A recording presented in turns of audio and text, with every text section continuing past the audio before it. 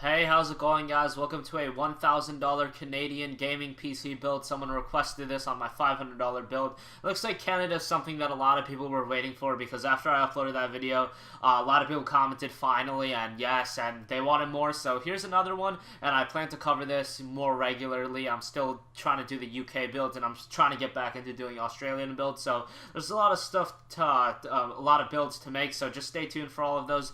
And yeah, with that being said, let's get straight into this. With the CPU, I went with the AMD FX 8350 4.0 GHz, 4.2 GHz turbo, socket AM3 Plus. It's 125 watts and it's an 8-core CPU.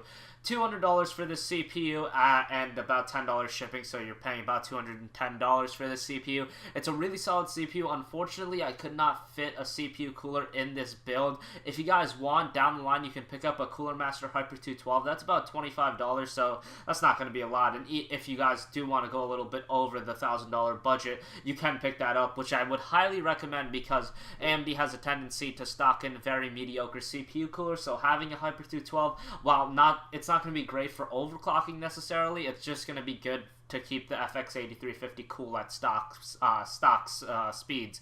So yeah, the FX 8350 really good at video editing, live streaming, things like that. A lot of things that people are actually starting to get into with, you know, Twitch, YouTube, video editing, making montages, things like that. A lot of people want a decent CPU to do all that stuff. The FX 8350 is really good at that, and it's a very budget friendly, and it only costs $200. So compared to the i7 3770K or 4770K that costs $150 more, that's a pretty big difference. And the FX 8350 is great for people on a budget, and this is a $1,000 build, but this works really good in the budget because this is only $200, using a fifth of the build for the CPU, which is really good for saving money and putting that towards the graphics card. For the motherboard, I went with something different, since Canada has some different prices than the US. I went with the ASRock 970 Extreme 4. It's an AM3 Plus motherboard. Has a lot of sweet features at $100 and $8.13 of shipping.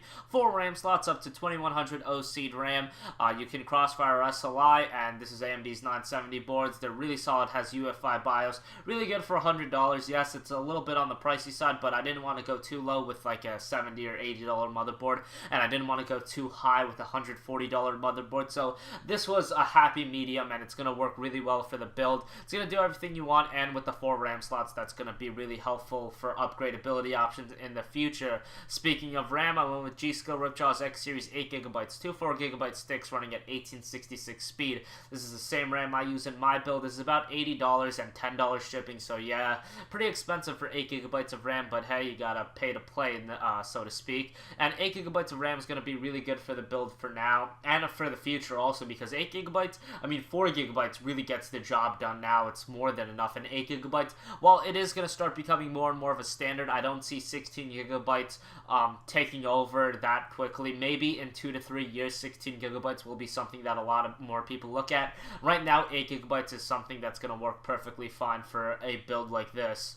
Hell, even in higher end builds, I still recommend 8GB of RAM, just because 16 gigs of RAM is so useless in gaming. Yes, it's helpful in things like video editing and live streaming, but gaming is our main priority, with video editing and live streaming being a side thing. For the power supply, I went with the Corsair Enthusiast Series TX650, 650 watt power supply, 80 plus bronze certified. This comes to the market at $80 after a $10 mail-in rebate. Normal price is $120, so it's actually on sale on the Newegg Canada site, so really good price for a 650 watt power supply. Although you won't be able to SLI or crossfire in this build, that's not really necessary because of the Beast graphics card we got, which I'll go into in a second. But the 650 watts is going to be able to power this build no problem. Like I said, you can SLI or crossfire, but speaking of SLIing or crossfiring, the graphics card, basically you're not going to need to do that, because I picked the EVGA GeForce GTX 770 2GB. This is $420, and this is a really fast graphics card. I run this in my main build, and I can pretty much run anything maxed at 1080p, really high frame rates. Although, some things like Metro Last Light with all the anti-aliasing and stuff, you need the super PC to run that. But everything, with some things turned down on the really, really high-end games like anti-aliasing, which really don't matter at 1080p, this card just destroys every game pretty much. Battlefield 3, no problem, since that is the typical question: can this PC run Battlefield 3? Yes, the 770 destroys Battlefield 3.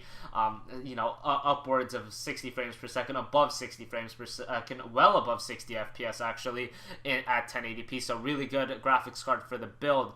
For the hard drive, I went with the Western Digital WD Blue 1TB. Unfortunately, I could not fit an SSD into this build while I would like to. I really wanted to get the 770 and not a 760 in this build, and I wanted to fit that in $1,000. If you guys already do have a hard drive from a previous build, like an old PC, you guys can either skip this entirely and save yourselves about 70 bucks, or you can grab a 60 gigabyte SSD, which you can put your OS on. If not, if you don't have a hard drive from a previous build, the WD Blue, it's going to work really well. I actually have one of those in my build right now. Works perfectly fine. I actually use that to store all my videos and whatnot, so that's a really good hard drive. Finally, for the case, went with the Cooler Master Half 912, $60 for this case. Unfortunately, I was really shopping around, and it looks like Newegg Canada, Newegg charges a lot for shipping their cases. It's just $20 just to ship this Half 912, and the price is $60, so you're paying roughly a third of the case's cost just to get it shipped to you, so that's pricey, but hey, whatever, can't do anything about it. So yeah, thanks for watching this video, guys. If you have any requests on builds, prices, regions, leave them below. I'll see what I can do, and I'll try to put them up shortly. I have a lot of videos I still have to edit. I have a lot of videos I got to put up, so just stay tuned for a lot of stuff. And yeah, with that being said, I'll catch you guys later. Peace.